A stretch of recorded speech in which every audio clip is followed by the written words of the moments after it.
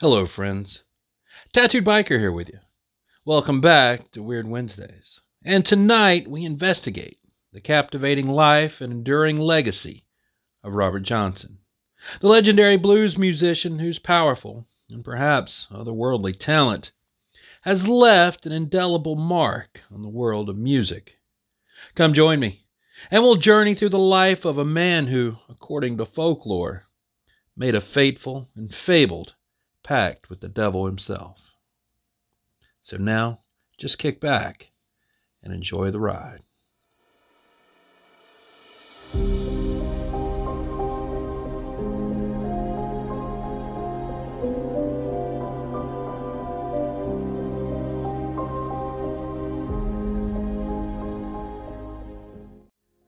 Deep in the Mississippi Delta, in the heart of voodoo and occult practices, on a lonely old dirt road as darkness fell, Mr. Robert Johnson found hell and changed the sound of music forever.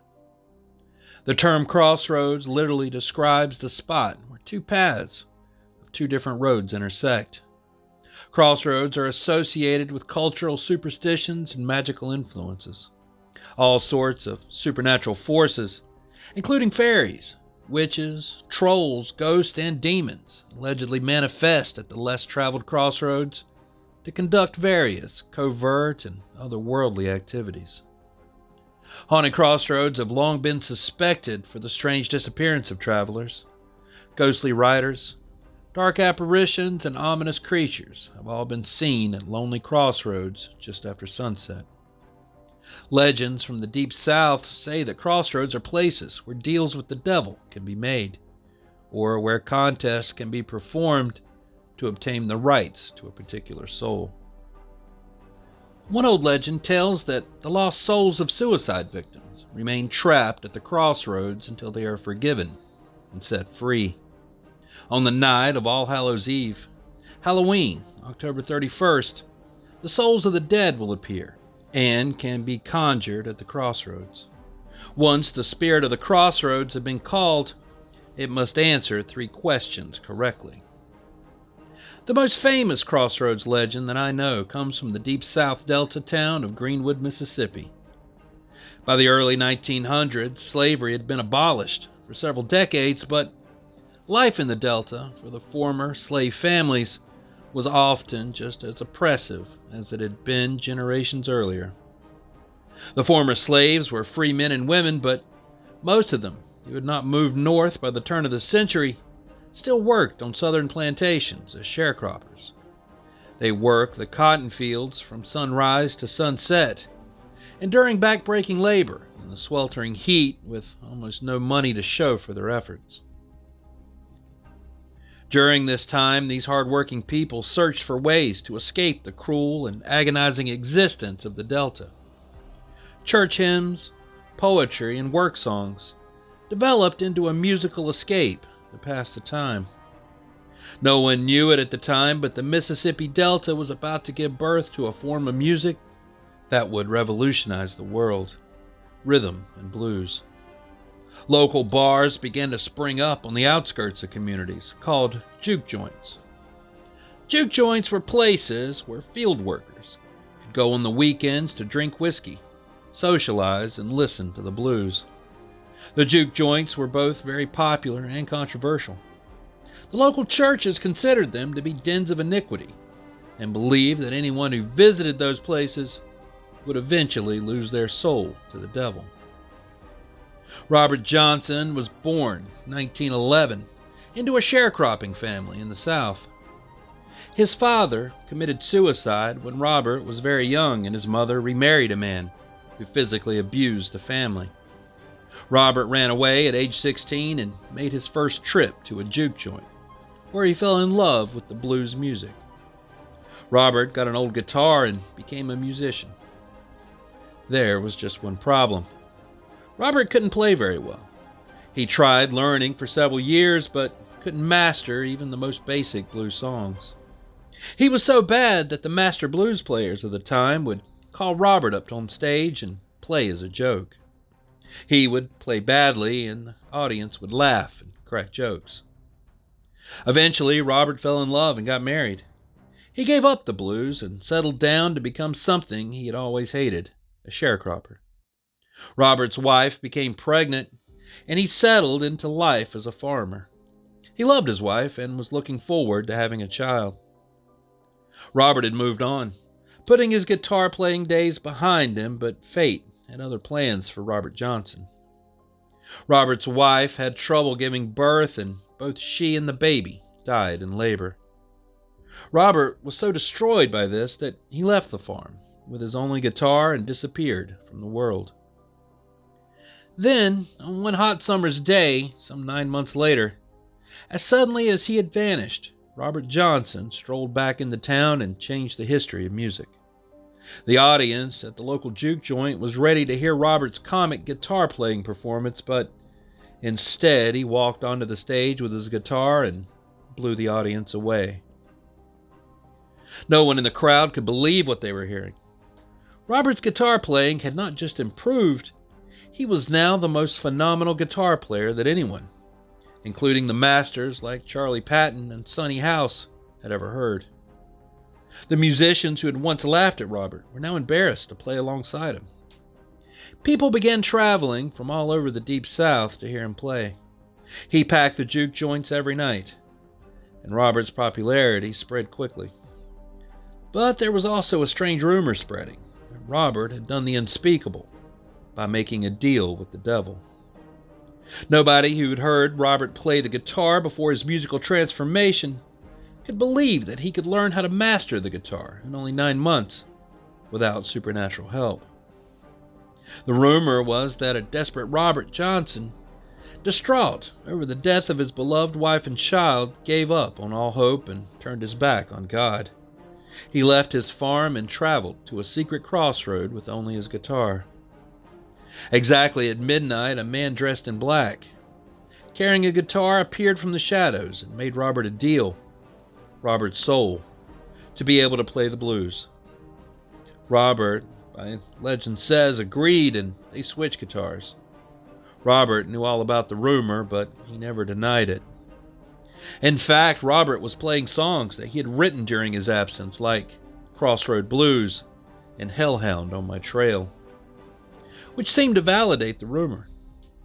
Something that made Robert's playing even more remarkable was that he primarily used the Stella and Kalamazoo guitars. The Kalamazoo, which Robert painted black, was defective, and the Stella, sold by Sears and Roebuck, was a very cheap instrument. Over the next 5 years, Robert Johnson astonished the music world and rock juke joints all over the South. In 1936, Robert cut his first record, recording 16 of his original songs.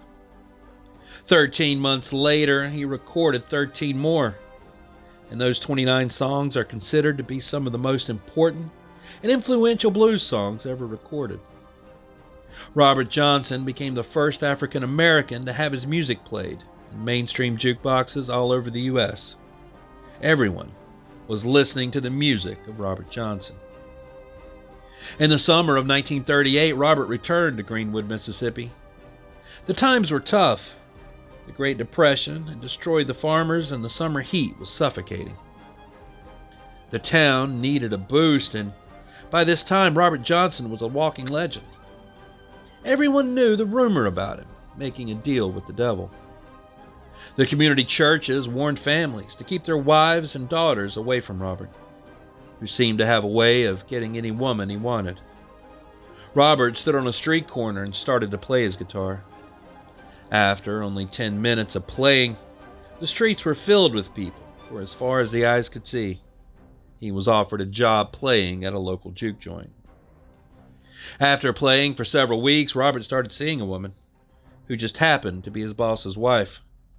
This wasn't the best career decision, and one night Robert walked into a packed juke joint, drank half a pint of the house whiskey, and sat down and started to play the blues, but suddenly became ill and collapsed. He was carried back to his hotel room in dire need of medical attention. At this time in the South, no white doctor would see a black patient, and no black doctors would see Robert because of the Crossroads rumor. Robert was left in his room alone, where he suffered for 3 days. On August 16, 1938, Robert Johnson, the king of the Delta blues, passed away. Most people believe that Robert Johnson had been poisoned by a jealous husband, but there were those who believed that the devil had returned to collect on an old debt. Robert may have even wrote about his death in one of his songs titled "Me and the Devil Blues." Early this morning, oh, when you knocked upon my door and I said, "Hello, Satan, I believe it's time to go." Even in death, Robert's story is filled with mystery. Robert's body was buried quickly, so quickly, in fact, that no one knows exactly where he was laid to rest. No one ever claimed Robert's body, so the town buried him. Even though Robert was a famous musician, he was still considered to be a poor black man to the Southern community, and they weren't going to spend more money burying Robert than they absolutely had to. Robert was given the same kind of burial that a homeless man or a prisoner would receive. A hole was dug in a field and Robert was buried. There was no headstone or burial marker. Over the years, people believe that Robert was laid to rest in a local potter's field, but his death certificate says Mount Zion, which is where most people now believe his bones reside. Robert Johnson paved the way for other blues legends, like Muddy Waters, who had studied Robert's guitar style when learning how to play. Eventually, the music style of rhythm and blues developed into rock and roll. Many of the early rock legends studied the early work of Robert Johnson. 50 years after Robert's death, a strange thing began to happen. Rock and roll giants began to cover his songs. Cover songs had been done by Eric Clapton, Leonard Skinner, the Allman Brothers Band, Led Zeppelin, the Rolling Stones, and the Red Hot Chili Peppers, and countless other rock and roll bands. And they continue to still pay tribute to this blues legend. In 1986, Robert Johnson was honored in the first group of 5 forefathers, inducted into the Rock and Roll Hall of Fame in Cleveland, Ohio. In 1990, a newly released box set of Robert Johnson recordings sold platinum, and he won a Grammy Award. In 1994, the United States Postal Department issued its commemorative stamp of Robert Johnson. One last bizarre fact involving Robert Johnson is that he died at the age of 27, the same age as Jimi Hendrix, Janis Joplin, Jim Morrison, Amy Winehouse, and Kurt Cobain, becoming the first and founding member of the now infamous 27 Club. Quote, "If you want to learn how to make songs yourself, you take the guitar and you go to where the road crosses that way, where the crossroads is. Be sure to get there a little before 12 that night so you'll know you'll be there. You have your guitar and be playing a piece by yourself. A big black man will walk up there and take your guitar and he'll tune it. And then he'll play a piece and hand it back to you. That's the way I learned to play anything I want." End quote. Robert Johnson. And there it is. All I have on the legendary Robert Johnson. From his humble beginnings and his pursuit of musical greatness to the haunting tales of his deal with the devil and his connection to the occult, Johnson's impact on the blues genre and subsequent generations of musicians is immeasurable. As we bid farewell to this enigmatic figure, let's continue to celebrate the rich heritage of the blues and honor the indelible mark Robert Johnson left on the musical landscape. So thanks for watching. And until next time, stay curious, stay vigilant, stay safe, and I'll be seeing you on down the road a ways. Biker out.